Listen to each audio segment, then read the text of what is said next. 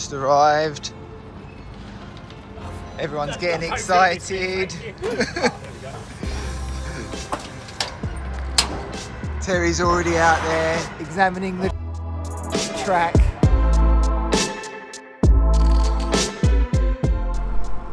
Right, we're just swapping over the wheels and tyres for a harder profile so we can keep the strain off the axles and everything just until it's fully tested. Going to set up all the nitrous now, hopefully get that working, do a few test skids and make sure nothing breaks straight out the bat, and then we'll just hit the 100-shot nitrous and see what happens, eh? I'm straight. So I've just set up the nitrous. This is in auxiliary 11 output. So when the nitrous is switched, it'll actually switch this. So this is arms, so on the arming switch, and then the ECU is controlling this relay to open and close the nitrous solenoids. And the setup on the ECU is general purpose output.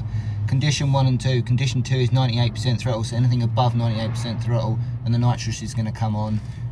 As long as it's over 1500 RPM on condition 2. So that's basically it. Easy setup. I've just tested it and it works no problem. Opens the solenoids as we expect. So hopefully at some point we'll give this a test. Just started up for the first test. We're going to be checking the knock box, the KS3, which is that little box down there, just to make sure that the knock readings are going to read properly.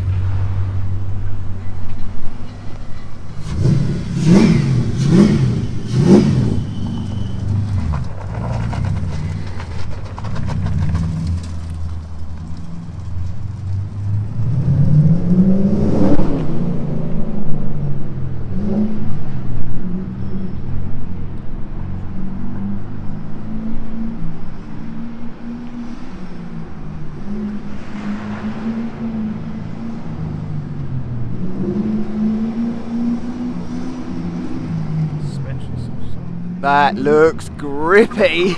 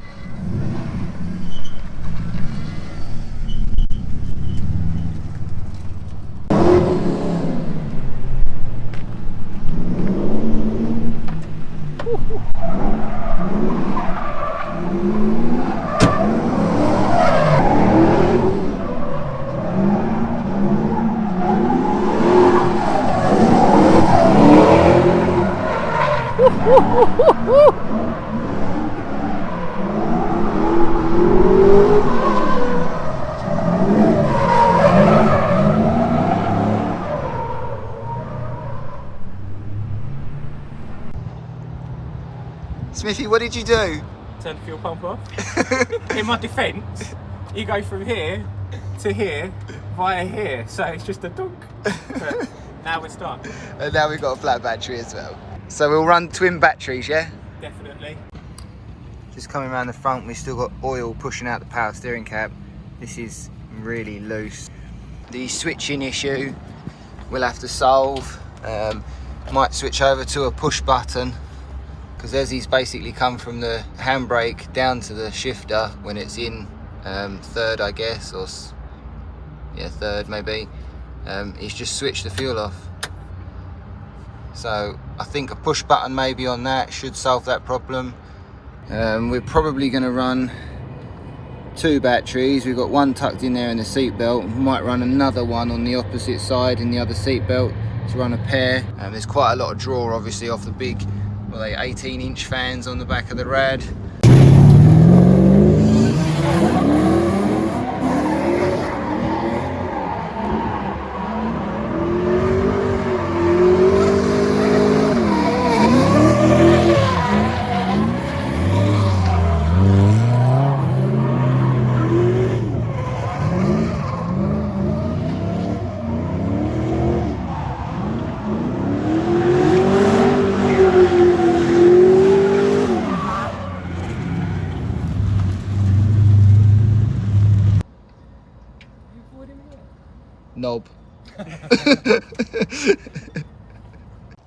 So that's the tyre off the car. You can definitely see we're running too much camber, but that's obviously the squat adds a hell of a lot of camber, like a degree if not more. We'll definitely sort that out because he's looking for some more grip anyway, although these tyres are apparently quite hard. They've lasted well though, surprisingly.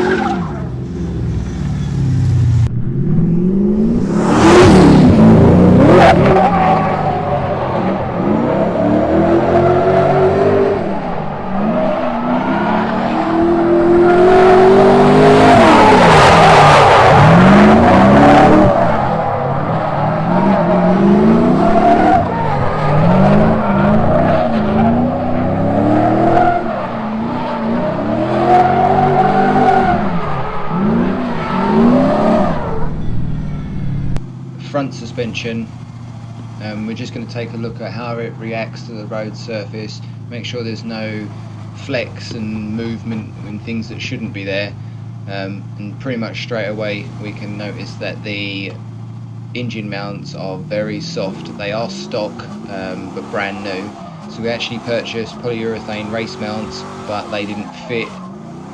As you can see, that's a lot of movement there. Most of the front suspension movement is actually slow speed though. There's a little bit of high speed every now and then, but it's not a lot, not as much as I was expecting actually. The road surface is pretty flat, and this video isn't speeded up. This is exactly as he's steering, which you can see is really quite aggressive. He did get a little bit smoother with his steering, obviously span there by the looks of it. Just point that out for him. But it all looks to be pretty good, held up well. Nothing seems to be too scary. No flexing anywhere. So we're jumping over to the rear. Things we want to keep an eye on are obviously the anti-roll bar, see how much that's moving and flexing, and whether the knuckle itself is moving about. The stock arms on this, I think there's 3 in total, all stock bushes. So obviously they should flex a fair amount.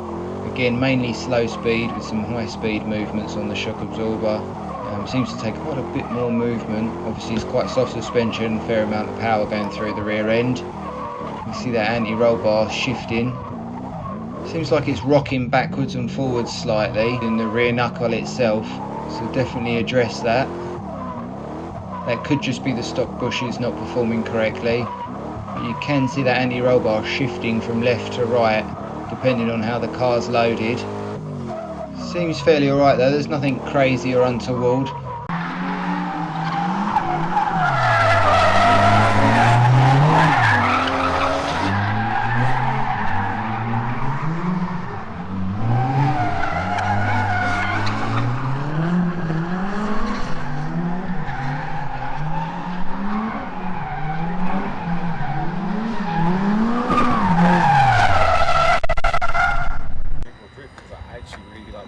Yeah, of course you like drift. Fun.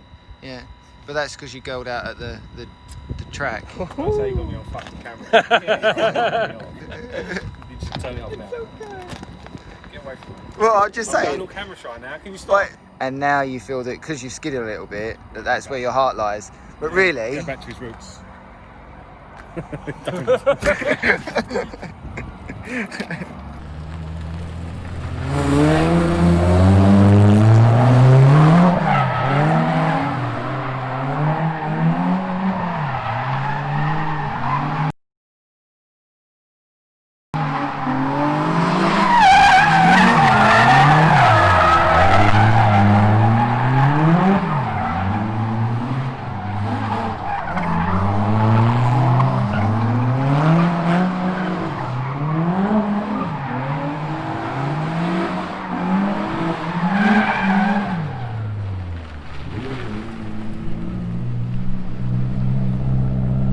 power steering blew its lid.